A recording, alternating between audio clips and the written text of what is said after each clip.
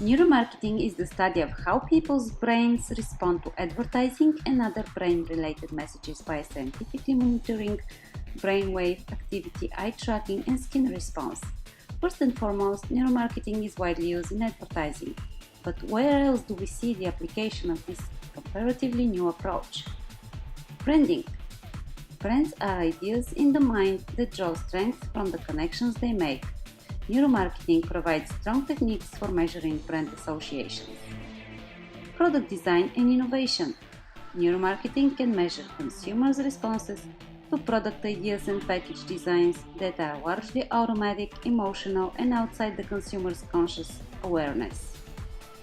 Shopper decision making. Neuromarketing shows how store environments directly influence on how shoppers decide and buy.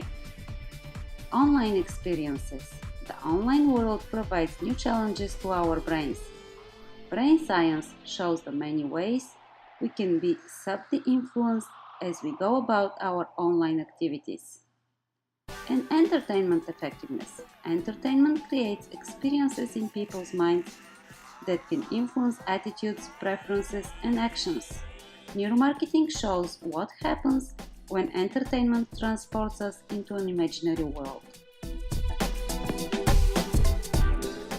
Where else could neuromarketing find a good use? In schools, to select programs and materials that will increase the efficiency of education. I also see neuromarketing being able to enhance concentration and productivity, so it can find use in work training programs. And finally, psychiatrists. They can also use neuromarketing, which may help them understand their patient's triggers for certain actions. Formed in 1914, the Federal Trade Commission is responsible for keeping consumers safe from advertisers who are unscrupulous or unethical. According to the deception policy statement of the FTC, advertising must always be non-deceptive, supported by evidence to back up expressed or implied claims, and fair. The concern rises: can neuromarketing findings harm the public? Let's take a closer look at these concerns, first of which is called incidental findings. According to Nielsen's research, incidental findings occur in 5% of the volunteers. Brain abnormalities are identified as a result of performing a brain scan during a research protocol, such as the presence of a tumor.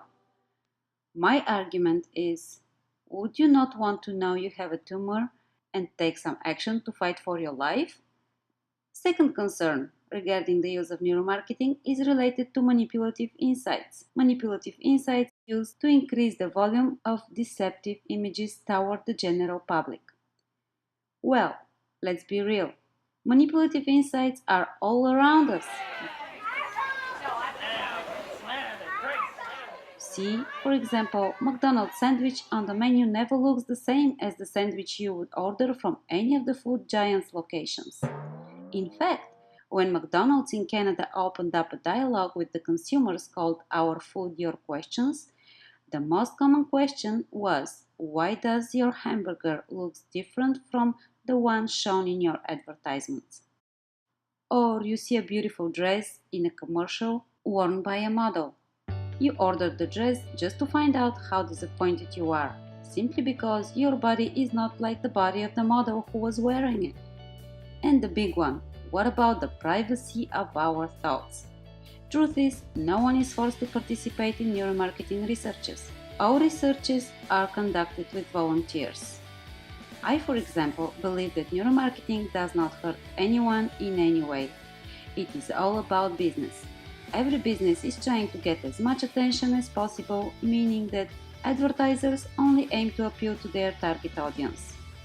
Also, as long as participants provide consent and researchers guarantee confidentiality, no laws are really broken.